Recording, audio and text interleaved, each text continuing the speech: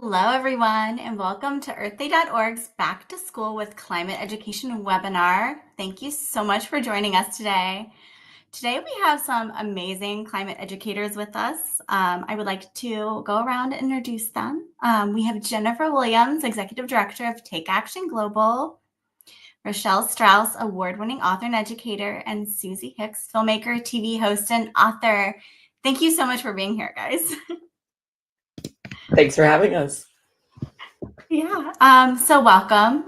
To frame our conversation today on climate education tools specifically, we'll be looking at comprehensive climate education according to kind of our three pillars that we look at earthday.org. So it's addressing the mental health and well-being, sustainable behavior changes, and looking towards solutions.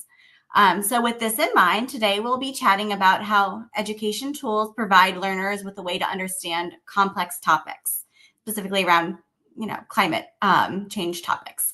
I would love to hear how each of you focus within your work on climate education tools and how you kind of address these complex topics in age-appropriate and accessible ways for all learners. So I would love to start off with Jennifer Williams. Can you tell me about how your work at Take Action Global with technology and hands-on learning is an important part of your work, and how do you address those complex topics and make materials that are accessible for students? Great. Thanks, Emily. Hi to everyone, and happy back to school season. We are geared up, and it's really great to see everyone. Looking forward to a year of action ahead. It is going to be a fantastic year, and we're really excited. So, Emily, our team at Take Action Global sends all our best, and thanks to you and the team at earthday.org for bringing us together today.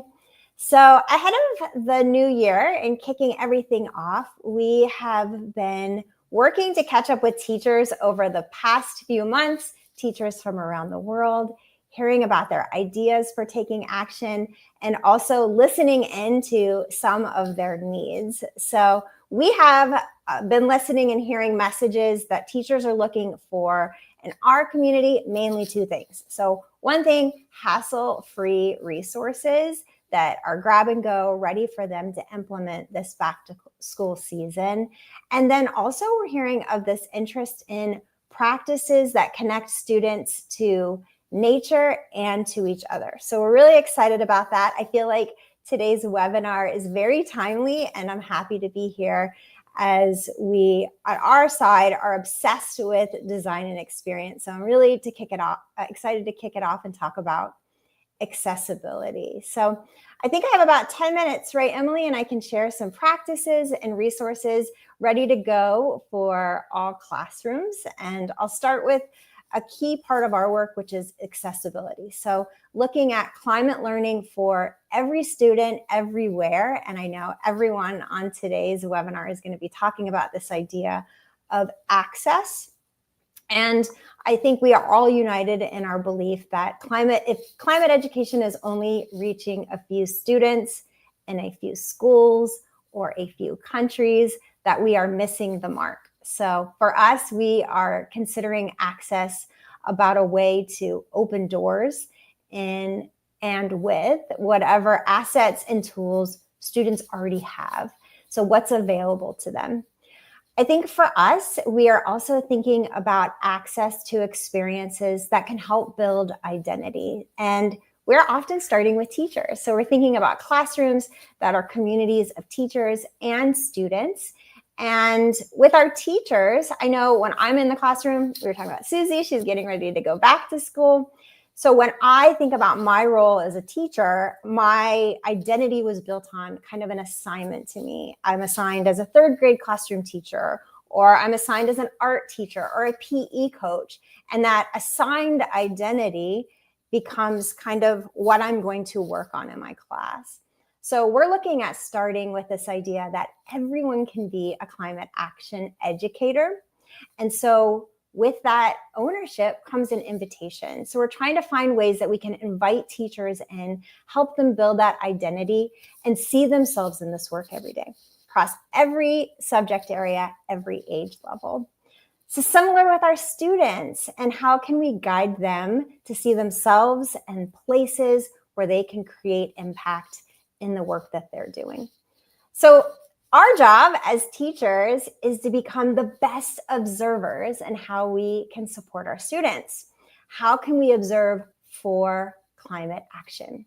For me, this starts with listening for those interests and opportunities that might come from our students. So maybe you have a student who loves starfish, and they can become that best go-to in the classroom for taking care of the ocean. Or you observe that your school is in need of some good news stories. So you can be the person to bring a solution and have a tree planting ceremony and a community event to bring your school community together. We're also able as teachers to create anchors to help our students build identity. So my favorite resource to do this as an activity is called a card sort. And when we're thinking about access, a card sort is a great activity you can do anywhere. All you need is a little bit of time and a piece of paper and something to write with. So Emily, I'll show quickly how you can do this in the classroom. You can do card sorts with any choice activity. Today we'll do it based on identity and climate action. So all you need is a piece of paper, and you're going to guide your students. I would maybe leave like 15 minutes for this activity, but you take the piece of paper. It can be a scratch piece of paper. It doesn't have to be perfect. Fold it into 4 quadrants, and then guide your students to tear that piece of paper in to 4 pieces along those lines.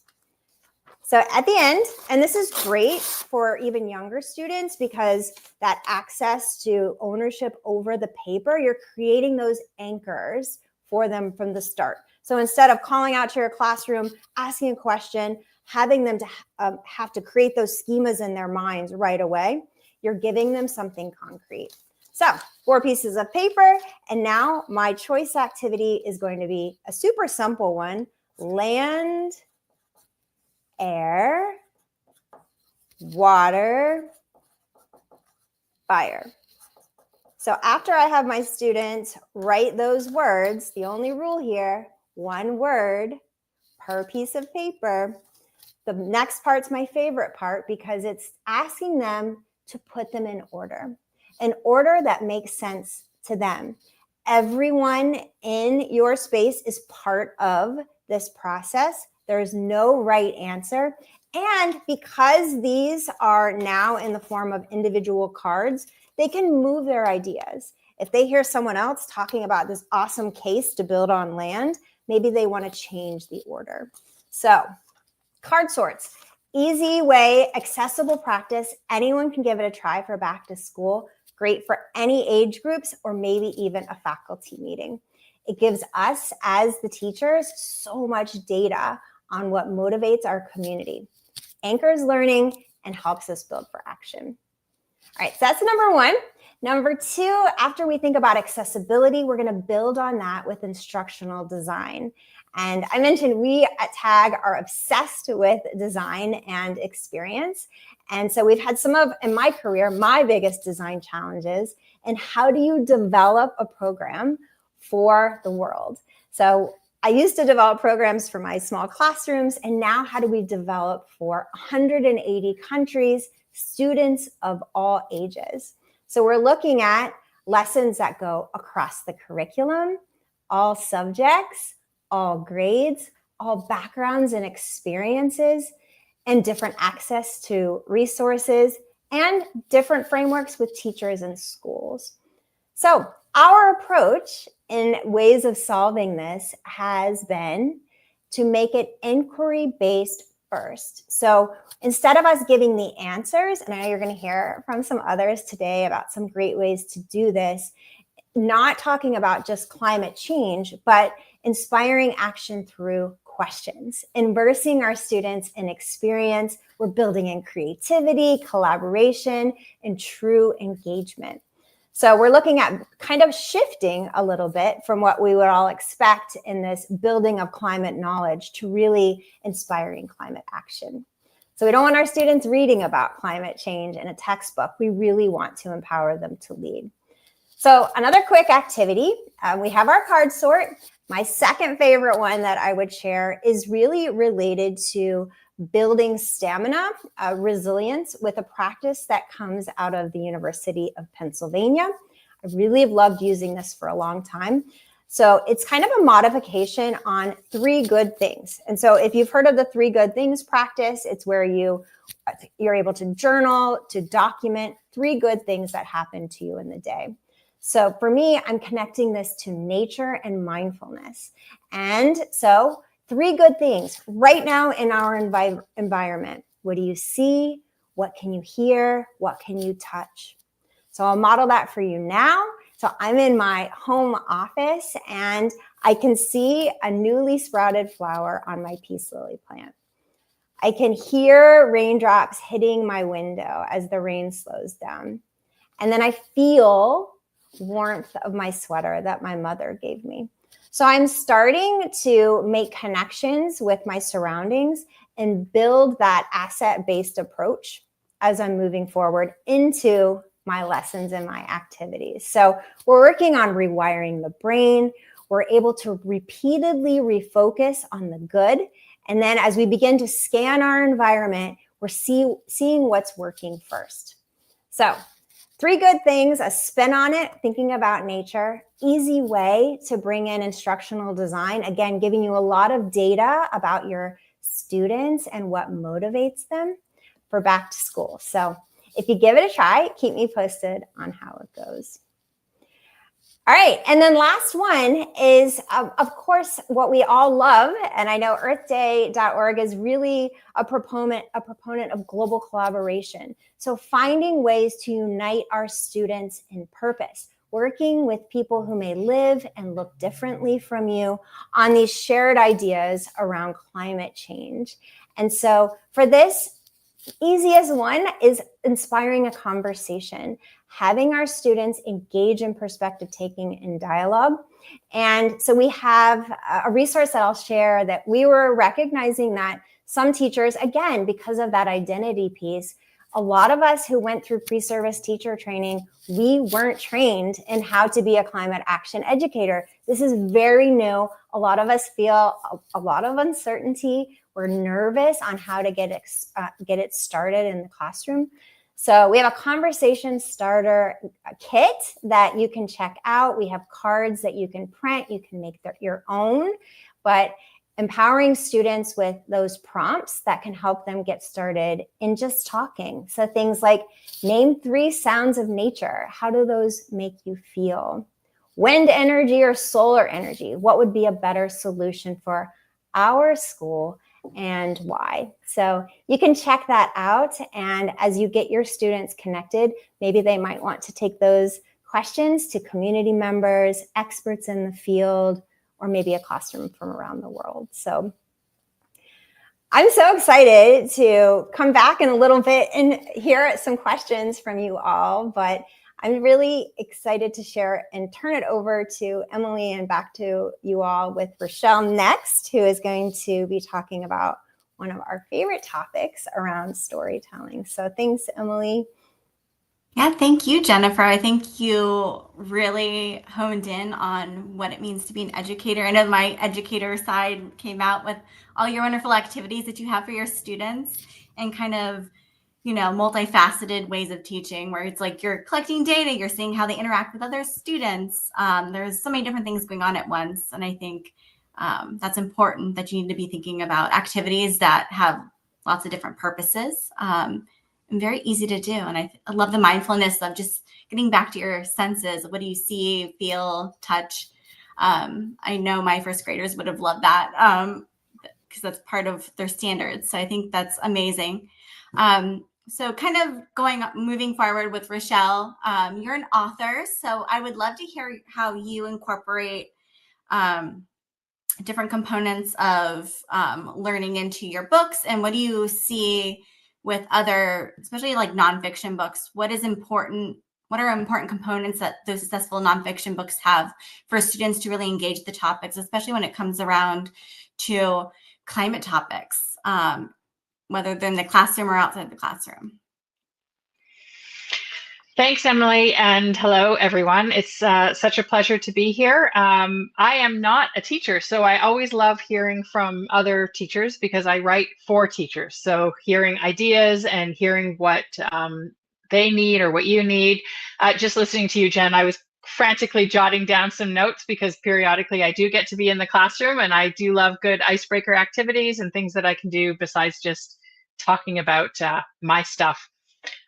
It's great to be here today. I'm always looking for opportunities to help educators learn more about the opportunity that nonfiction books have in the classroom. And I want to talk a little bit about that today, especially around environmental issues and climate change. My background is in environmental education, so my books are so far all deal with environmental issues and tackle raising awareness about the issues, but also just getting kids curious about nature and curious to ask questions. And they're valuable resources that I think are often overlooked in the classroom. Jen, you touched something really key, which is the idea of a grab and go and accessible resources. And children's books are incredibly accessible. And I think I'll start there, especially with respect to climate and climate change. There was a recent poll done by the North American Association for Environmental Education. And in that poll, they discovered that about 50% of elementary students raise the issue of climate change and ask questions about climate change in their classroom. And they want to learn more about it and understand it. And most educators surveyed also wanted to teach about climate change. But the caveat here was that nearly half of all elementary teachers surveyed said that they didn't have the skills, knowledge, or resources to do so. So when we talk about building the skill set, accessibility, grab and go, all of these are key terms to consider. And that's where children's books really offer an incredible opportunity and entry point into the learning. For teachers, they may shy away from or avoid teaching about topics that they don't know about. And I would say, pick up a book. For many of us children's authors, we start our research for a new book by picking up a children's book. They're an incredible entry point. They're accessible. The language is written clearly and easily. So for educators who are looking to learn about a topic or bring themselves up to speed or start their knowledge around climate change or around any environmental issues, find a book that can talk to you a little bit about that and give you the basic level of understanding, because they're written in clear, accessible language. They take complex ideas, they simplify them, they make them accessible. And most children's books, nonfiction books, will have a series of resources at the back as well. So further learning, they're connected with organizations, so they'll send you in directions for where you can learn more. So they're a great entry point for you if you don't know a topic. They're also a great way for students to explore topics that they're just learning about. Everything that I just said applies for students as well. They usually take a complex topic and simplify it. And they don't get into depths of detail that the students may not be ready for yet. So they'll start with a little topic, a little tip of the iceberg, and then ease them into more complex ideas. And it's a great way, even if you are experienced and know enough about climate change or the climate crisis to be able to teach about it, the books offer these great entry points to just start and introduce a topic. So at the beginning of a lesson plan, just to get the kids' palates wet and ready to go. They also are a great way to end a lesson plan, to kind of summarize everything up. And the crazy thing, I mentioned it earlier, is they are an overlooked resource. We tend to gravitate towards fiction for kids, while many kids talk about the fact that they love nonfiction. And in fact, if they're not presented with nonfiction, may choose not to read because they're not given what they want to read. And a lot of kids prefer nonfiction to fiction.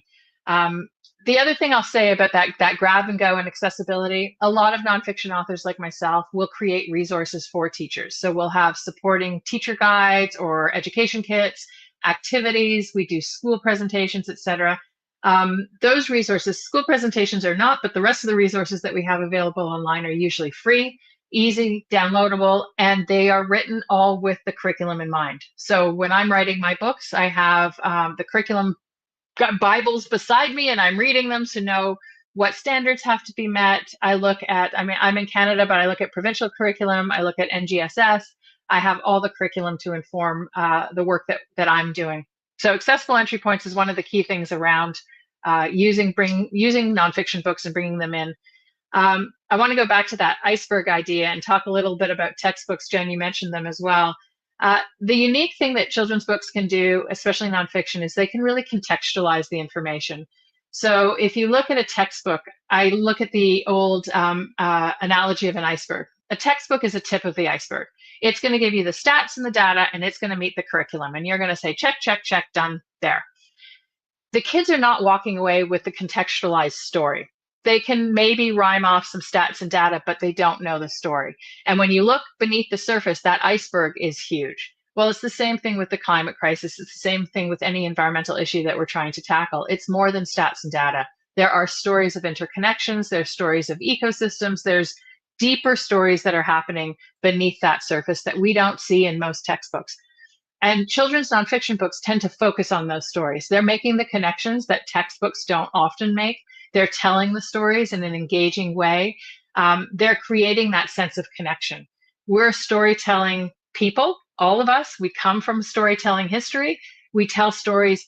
Most of us learn best from stories too. So when we go to nonfiction books that are more narrative in style, they're more storytelling in style, you're going to have a lot more connection and connectivity with the young people to the issues, to the stories, and they'll be able to see the bigger picture because they've been shown the smaller stories beneath. So again, nonfiction books are a great way to show those bigger stories and those bigger concepts, but also get into the smaller minutia of detail where you mentioned crabs or one species. If they're interested in one species, they're going to learn about the climate crisis because inherent in learning about a species is learning where it lives, what threats, what it eats, et cetera, et cetera. So they're building that whole ecosystem story, which takes them to the level of being able to touch upon the bigger issues. A couple of other things, again, Jen, you talked about the idea of cross-curricular. Nonfiction books are incredibly cross-curricular. You can bring a nonfiction book into math, into art, into obviously science. You can bring it into geography. You could bring it into gym if you wanted to. There are so many opportunities for nonfiction books. And when you bring a nonfiction book that is discussing climate or climate crisis or climate action into all those subjects, then you're infusing conversation and dialogue about climate across the subjects, across the day. Right? So you're reinforcing those ideas. You're allowing young people to build their own sense of understanding, to have constant conversations about the issues, about the topics, about the species if they want, the spaces if they want, versus compartmentalizing it into an earth science class or a science class. And in doing so, you're building critical and creative thinking. They're asking questions, they're building their own hypotheses, et cetera. And most good nonfiction books are building that capacity for critical and creative thinking. We're leaving space for young people who are reading to ask those questions. We're asking them questions so that they can develop their own sense of thoughts, that they can build their own hypotheses. And we're offering multiple perspectives. So we usually don't focus on just one perspective. We'll give different perspectives of a story. Again, that iceberg idea, getting into further depths of the story. So again, these nonfiction books, when they're infused throughout the curriculum and they're building critical and creative thinking skills, give children the opportunity to start thinking critically about the issues at hand. And especially now to think critically about what they're being told in the media and to understand what is right, what is wrong, develop their own sense of thinking. And the last thing I'm going to say is about inspiration and empowering hope, because we cannot talk about the climate crisis without talking about hope. And I like to quote Jane Goodall here because she says, hope is not passive, hope is active, it's a verb. And we have to create hope.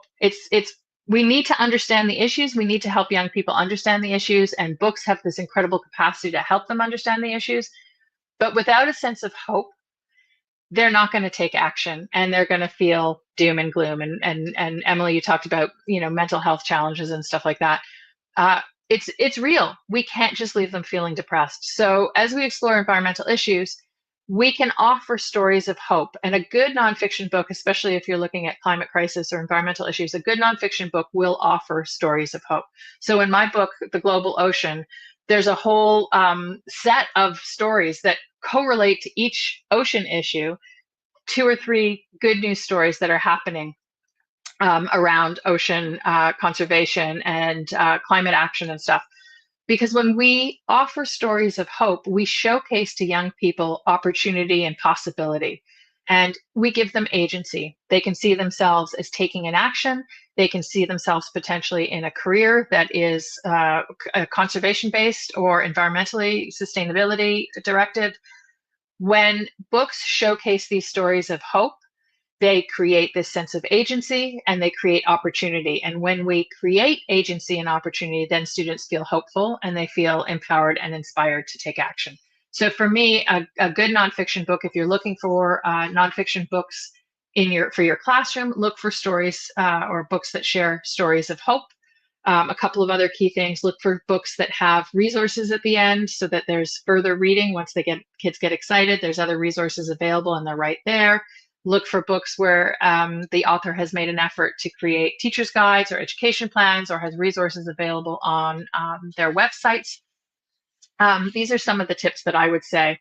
But I think nonfiction books have an incredible opportunity to do more than just teach about the environment, because they create these deep connections that allow students to learn and discover together, to build a shared knowledge and understanding, to have dialogue, again, cross-curricular dialogue throughout subjects.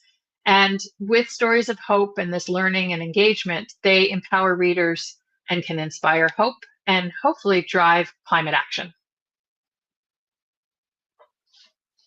I love that. I appreciate your insights into nonfiction specifically. I think there's a lot of stigma around nonfiction.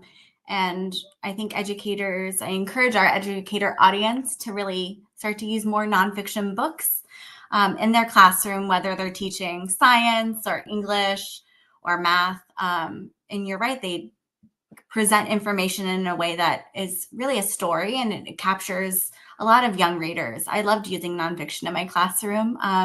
It showed me what students were interested in, and you can kind of build on that. I think that's so important for getting those students really hopeful about something and seeing their interests. And you can really use that to leverage talking about more climate education topics in the classroom.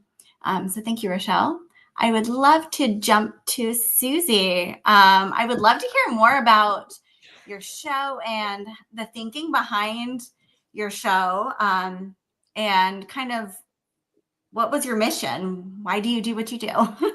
Yeah, absolutely. Thanks so much for having me, Emily. And hi, everyone. I'm so jazzed to be here. It has been such a pleasure to listen to Rochelle and Jen talk about their strategies. I've just been nodding enthusiastically and being like, yes, this is so good. I love this so much. Yeah, I'm so excited to be here. My name is Susie. I am a climate educator, storyteller, and media maker. And so the big project that I work on is a TV show called Susie Hicks, the Climate Chick, and Sprout. And we just premiered on YouTube, and we will be at Climate Week this month in New York City, premiering our global show to an audience, which I'm really, really excited about. So I come from a media background. I also don't come from a formal education background. I come from the world of entertainment. And so I think our job as entertainers is to make things fun. I've always felt like kind of the fun uncle of education. And so what we've been doing with the TV show is taking these concepts of climate change and biodiversity loss and all these really big, scary topics and turning them into a narrative that kids can understand with the emotions that they are learning to process. And so one of the biggest things that we focus on is positive behavior modeling. And I don't mean that in an individual action sense. I mean that in an emotional resilience sense and a community building sense. Because kids are always looking towards role models to show how they are supposed to behave and what they can do in the future and what is even possible for the human race to achieve. And so even when a kid falls down, they look to the nearest adult and they're like, am I supposed to be crying right now? And if the adult is freaked out, they're like, yeah, I guess I got to be crying right now. And so, especially with a problem like climate change, kids are looking to adults to say, wait, what is happening right now? And is anyone doing anything about this? how scared do I need to be? How scared are you? What do we know about this? And so it's imperative for us to have kind of a welcoming committee into this interdisciplinary topic that brings kids in and says, there are people working on this. We are here to keep you safe, and you can grow up and you can do things now. You can be impactful at any age in your life. And so the show essentially is kind of like a love letter to young children about how beautiful the earth is, how much we love it, how much we love each other, and how much we need to do in order to protect it as well. So in each of the episodes that we have, we focus on a climate topic, a climate emotion, a climate solution, and we introduce a climate role model. So our pilot episode is just generally about climate change, where we introduce the topic of climate change. And that brings up a feeling of like, general overwhelm. Like, what are you talking about? That's insane. And then the climate solution that we've introduced is renewable energy, and talking about how we can transition our world to be powered by renewable energy. And we have these amazing climate role models that we meet from a company called Grid Alternatives. Their names are Unique and Shamika, and they train people on how to install solar panels, but then also give people the information on how to transition their communities into solar energy. So it's a lot of fun, but the concept of that is not new. The concept of teaching kids about climate solutions is not new. What we are doing with the show is kind of a revamp of Mr. Rogers' Neighborhood. If anyone is familiar with Mr. Rogers, I grew up being a PBS kid, and I now work at PBS, working in professional development and helping teachers and students understand the media that they're consuming. And Mr. Rogers had this puppet named Daniel Tiger, and Daniel Tiger represented Mr. Rogers' inner child. And so when Daniel Tiger was feeling dysregulated or insecure or frightened or scared or angry, Mr. Rogers was able to be that safe adult to his own inner child and say, it's okay to feel these feelings. It's okay to want to stomp and punch and kick. And here's how we're going to work through that together. And saying, like, I'm not demonizing you for having these feelings, and I'm going to give you the tools to access them, express them, and sublimate them into something healthy. And so we have a puppet in our show. Her name is Sprout, and she is a sunflower. I have my little Sprout on today. She is a sunflower, but she's too little to bloom yet. So she's just green. And she kind of represents my own inner child as it pertains to climate change, because we're learning how to navigate the world as is, let alone adding on this major global challenge into our lives. And so Sprout is curious. She's excited. She loves attention. She really wants to be in front of the camera. But then when she hears about these massive problems, she responds like a child would, And so in our first episode, she actually runs out of the room while I'm explaining all the things that are happening, because she's like, this is too much. I am totally overwhelmed and I don't know what to do with this information. And so in the first episode, we pause everything that we're doing and we sing a song called Stop, which is an acronym for stop what you're doing, take a breath, observe how you're feeling, and proceed. And so we've imbued actual social emotional strategies into the show to take a pause and say, this is a lot and it's okay. And we can take care of ourselves in the middle of learning about this information. And then she gets to go meet the people that are doing the good work and see that, there are incredible role models everywhere that are taking care of the planet and taking care of us. Our next couple of episodes are about fossil fuels and anger. And so she navigates feeling really angry that the fact that fossil fuel companies have been making a bunch of money for the last decades while knowing that this was causing climate change and that it's hurting everyone.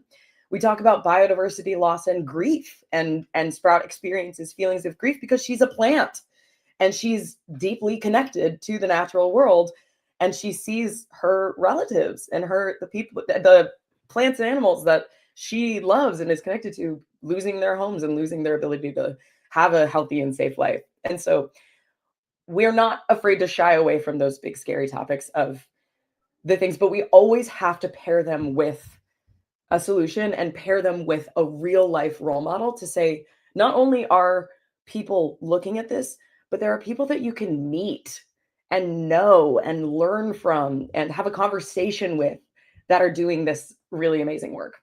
And so the show is out in chapters on YouTube, totally for free. You can access it however you want. And we've actually created full comprehensive curriculum packages with each of the chapters. So there are 7 chapters in the show. It's introducing the topic, introducing the climate topic, the social emotional component, introducing the solution, meeting the role models. And then we have a part called Review-a-Palooza, because I, again, realized I need to make learning concepts a little bit more fun. And as I also teach climate science to K through 8. So I'm teaching climate science in a classroom to 5-year-olds to 14-year-olds. And I realized I needed to review the concepts, but the school I work at doesn't do like testing or grades. And so I had to figure out how to review the concepts with my students in a way that that gave me the information that they were taking in what I was teaching, but I had to make it like fun and kooky. And so we have a thing called Review-a-Palooza, where we go and we review the concepts, and it's a big game and it's super fun. And then the final part of the episode is a song, and it's a dance party, because we want to celebrate the fact that we have learned this new knowledge and that we have these new tools to help us move forward with our emotions, but also have these tools to move us forward with our climate action. And so the show has 2 original songs in it, and each of them have little dances that you can do with them. And it's a lot of fun. And so on our website at susiehickstheclimatechicc.com, we have free curriculum that is able to download. And again, as a teacher, I love what both of you said of like, I need something grab and go, because I've got 15 minutes before those children are walking in my classroom, and I need something that I can just look at and be ready to go. And so while we're telling this comprehensive story about climate, we're also trying to reinforce the concepts of students that are hitting developmental milestones. We're learning about spelling. We're learning about emotional regulation. So each chapter of the show has a full lesson plan that can be up to an hour, that has a warm-up, a physical activity, a craft, a take-home activity, and a letter to parents. Because again, parents and teachers are collaborators. We are teammates in our students' educational journey. So just as much as teachers need professional development and capacity building on climate, so do parents. So each one of our chapters has a letter to take home to parents that first and foremost says, congratulations and thank you for looking at this topic. It's hard to do, and we're really grateful and proud that you are doing it. And so we have all of that available on our website. We have an activity called Stop Scotch, where it's hopscotch, but you have to stop at certain ones and process your emotions. We have a dance party that has to do with renewable energy. And then we have a dramatic exercise where people dress up as different forms of renewable energy and walk around with their little different personalities. Because again, I don't have a teaching background. I have a theater background. And so all of my activities are really rooted in theater and expression and moving around and getting into your body and connecting with other people.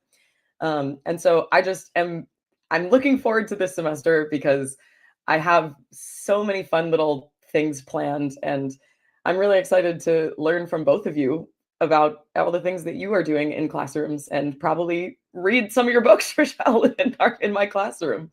But yeah, thank you. I'm thrilled to be here.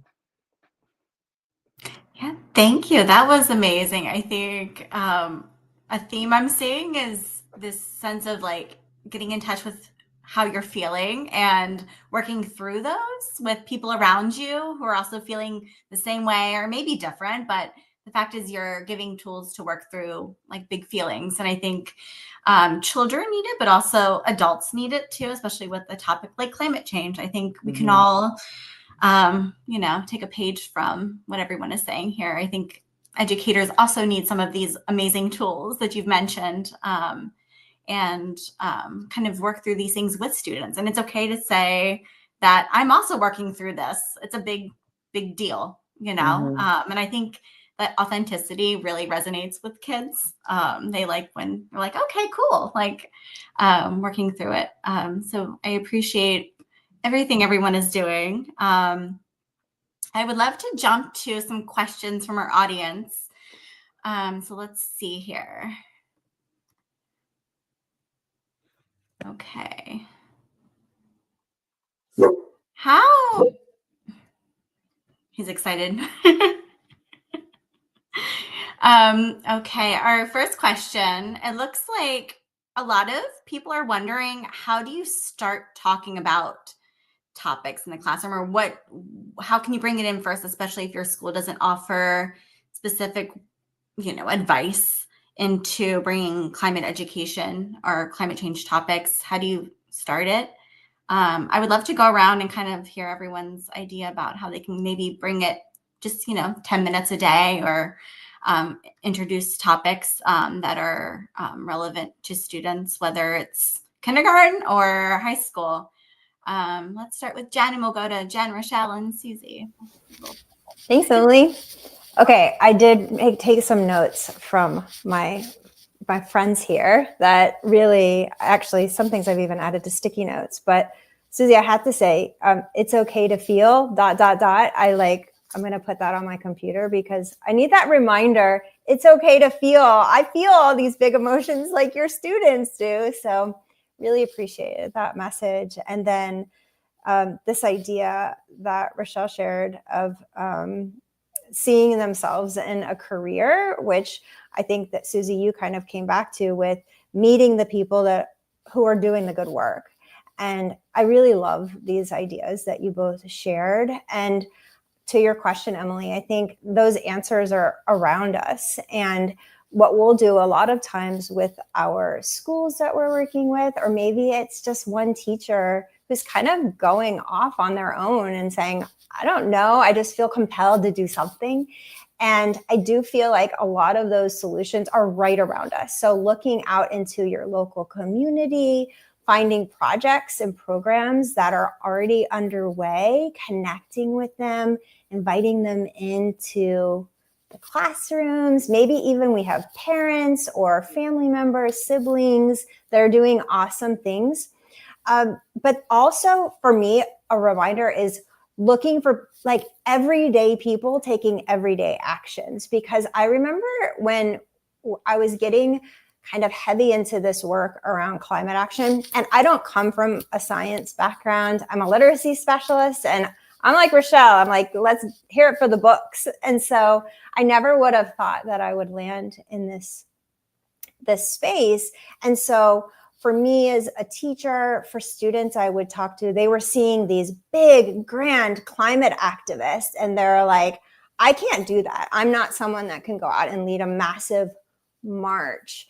And so it's kind of taken like that relearning and unlearning of what it means to be able to contribute.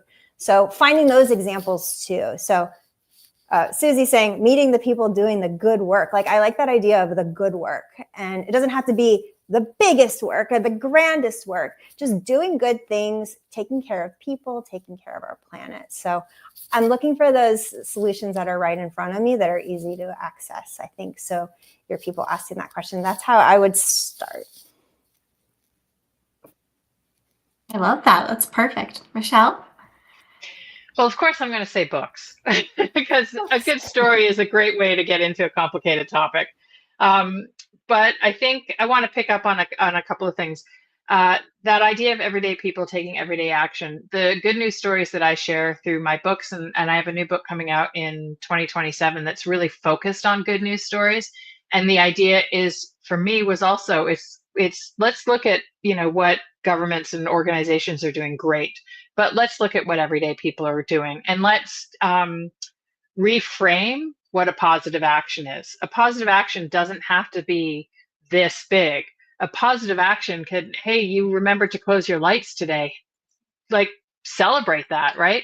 So helping young people to reframe those what positive action means and what environmental action or climate action means is really, really important, because the same thing is, if we overwhelm them with the doom and gloom stats, we can also overwhelm them. You got to do something, and they immediately think it's got to be something big when it doesn't. I think to get people started, or get young people started in the conversation, for me too, is I'm going to go back to something I said earlier, is that idea of species or spaces. When they know a species or have a favorite space, it's a wonderful entry point into conversations about what that species needs, where it lives, what's impacting it, why is it, if it's at risk, why is it at risk, or what threats are, then you're getting into dialogue. And you can do a lot of discovery-based learning, asking them questions versus being didactic and telling them what you think that they want to know. So I think that for me is one of the ways to get conversations started, is by asking questions, focusing on stuff that they know, and then slowly taking that conversation in a discovery inquiry-based learning a little bit further afield. And eventually then those conversations are going to start, and they're going to be quite riveting.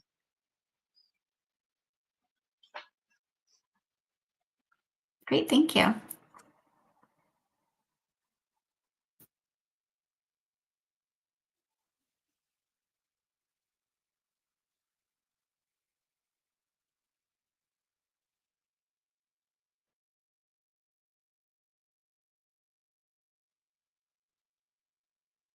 Susie, are you muted?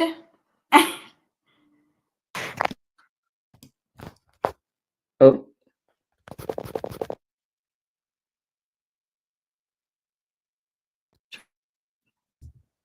Can you hear me now? Yes. Yes. Yay! Oh, good. Yay. God, It happened. so much technology out here. I love this question. Oh, I love this question. I think it's really hard to figure out how to bring this into a topic if you don't know the inroads. And I think understanding the inroads is, you're going to be like, oh, there's so many inroads now. The way that I start every lesson and the way that I start every class semester, every class, is that, how cool is it that we live here?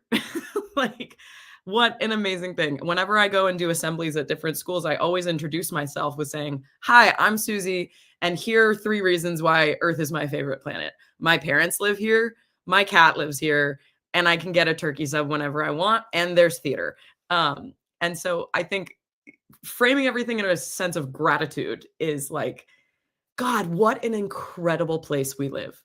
Nowhere else in this universe is like this place that we live, and how incredible it is that it rains and the rain is something that we can drink, and that it snows and the snow isn't dangerous, and that plants grow and take carbon dioxide out of the atmosphere.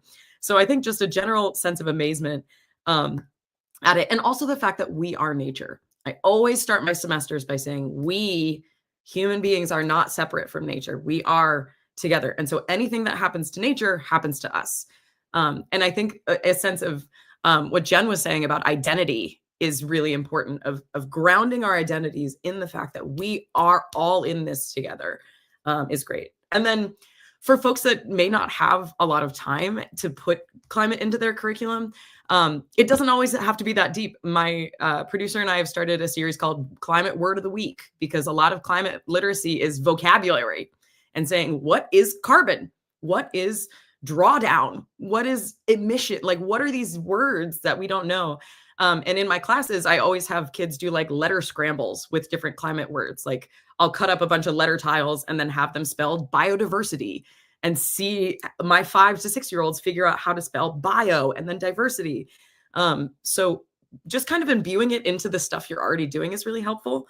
And then shameless plug, this semester I'm doing a curriculum package called Earth Friends Everywhere. And it's for like pre-K to 2nd grade. And it's all about love. So each module in the curriculum package is, we love our water. We love our things. And it's teaching kids about where things come from, where they go, how we need clean water, and everything is rooted in love. And my first day of classes is actually today for that class. And we're starting with what it means to be a friend. And we're talking about friendship and what it means to be a friend to the earth, and how friends take care of each other, and the ways that friendship can tie into environmental activism. And then showing people that are good role models of being friends to the earth. So yeah, I think there's so many ways that living on Earth is relevant to a climate topic. And you don't have to start with, hey, so the CO2 ppm is getting really high. You can just start with, how cool is it that we live here? And then go from there. I love that. Yeah, we are nature. Like, we're a part of everything. And I think it's important for us and students to see that connection. We're here on Earth. What is Earth? What is around us? That brings me to my next question for everyone. This is my question. At the end of the day, what do you want students and teachers to take away from what you put out there, your content that you share with the world? What is that, hope you have? And I guess we'll go around in the same order.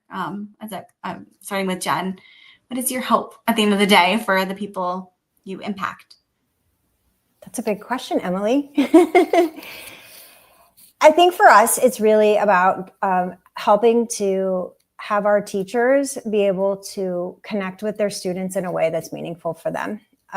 It looks so different, everyone we talk to. And some of our schools have a vision of having every teacher and every student go through a mandated curriculum and then move forward as almost like a systems level. Some classrooms that we are talking to are at the very early stages of their process, and they might just be looking for that one simple resource to get going.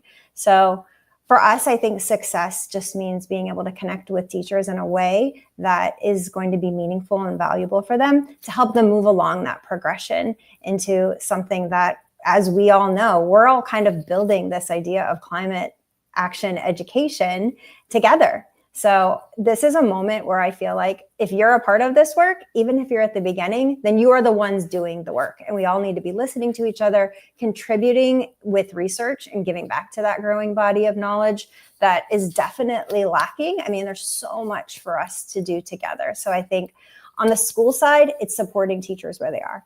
On the organizational side, it's all of us coming together united and being able to demonstrate that impact on the teaching and learning side, but also impact on the climate side.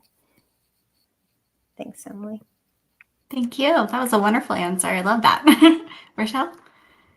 I think for me, I'll say two words. It's empower and inspire. At the end of the day, I hope that young people are empowered to take action and inspired to take action.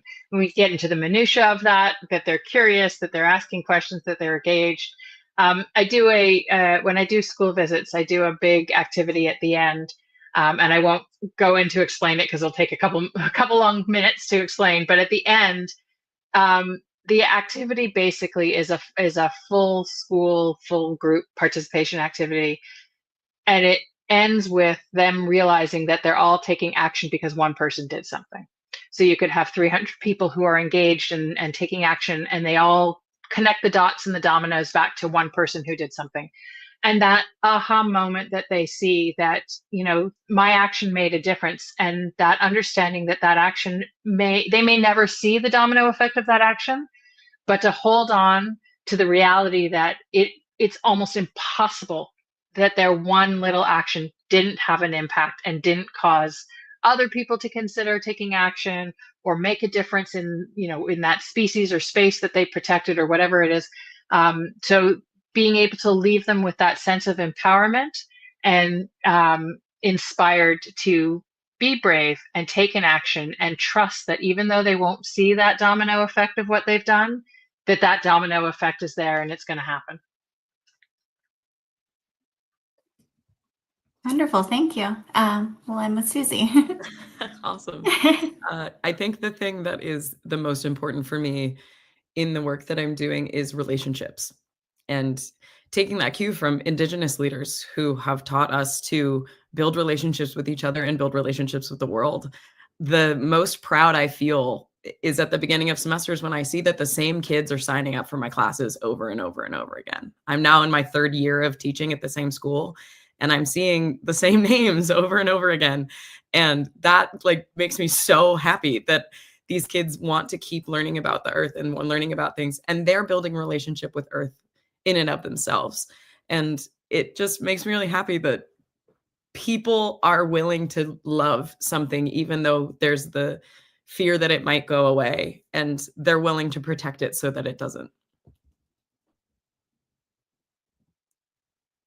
Great, thank you. I think that's a great place to end. I think you all are doing amazing work, and it makes the biggest difference for educators and students all over the world.